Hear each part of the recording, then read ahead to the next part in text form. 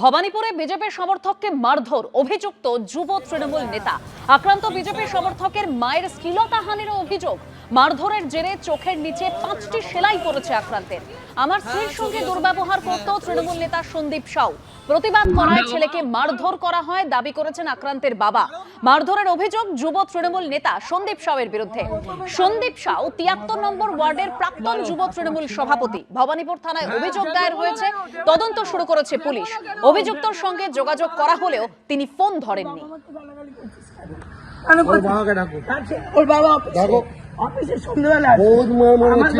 ঠিক আছে, মারো মারো মারো মারো মারো মারো মারো মারলো, আমাকে মেরেছে, ও কারণে মেরেছে।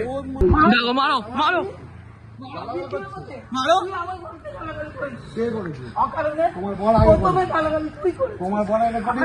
মারো। হ্যাঁ, দেবো না কেন, দেবো না কেন, দেবো না কেন, দেবো না, তুমি আমার বাবাকে দেবে। ওর বাবা আমাকে গালাগালি করছিস। আমাকে এমন জোরে মেরেছে না, আমার পুরো মাথা অবধি পুরো ধরে গেছে। তাও আমি কিছু করিনি, 2-3 অবধি মেরেছে, আমি তাও কিছু করিনি। এবারে মারাতে, এবারে কি হয়েছে, আমাকে মায়ের সামনে ও অকারণে মারছে। অকারণে মানে কোনো খিস্তি, মানে বলছি কি আমার বাবাকে চিটিংবাজ, আমার বাবা নাকি মানে যাই হোক আমার বাবাকে, হ্যাঁ, মা বাঁচাতে এসে মাকে ধাক্কা মেরে জামা ছিঁড়ে দিতে গেছিলো, মাকে মারছে। কোনো কাজে যখন আমি অফিসে যাই তখন আমার বাড়ির সামনে আমার বউ ছেলে বেরোচ্ছিল, দুজন হঠাৎ সন্দীপ সাউ বলে আগে পাড়ায় প্রচুর টাকা তুলতো, উনি আগে তৃণমূল কংগ্রেসের ব্লকের প্রেসিডেন্ট ছিল, কিন্তু ইদানিং ওনার অনেক কিছু ব্যাপারে হওয়াতে আমার ওয়াইফকে আগেও অনেকবার খিস্তিকাট্টা করেছে সব উইটনেস।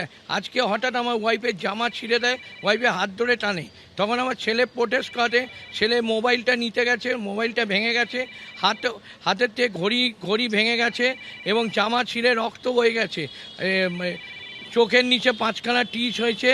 ওরা মেন অভিষেক বন্দ্যোপাধ্যায় লবি করতো, এখন কি করে জানি না, ও ওখানকার ব্লকের প্রেসিডেন্ট ছিল 73 ওয়ার্ডে। তৃণমূলের জমানা শেষ হয়ে যাওয়ার পরেও এখনও কিছু তৃণমূলী দুষ্কৃতী আছেন যারা দাপিয়ে বেড়াচ্ছেন এবং এই ধরনের মহিলা নিগ্রহ, এরকম একজনকে এরমভাবে বিশ্রীভাবে মারা, আপনারা দেখতে পাচ্ছেন কিভাবে মারা, এর প্রাণহানি হতে পারত, সেই ধরনের ঘটনা হয়েছে।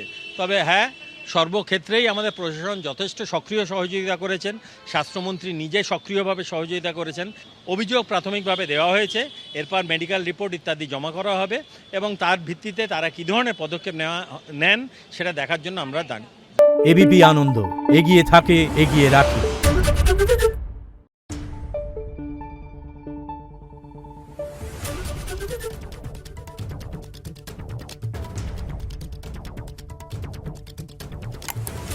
Thank you.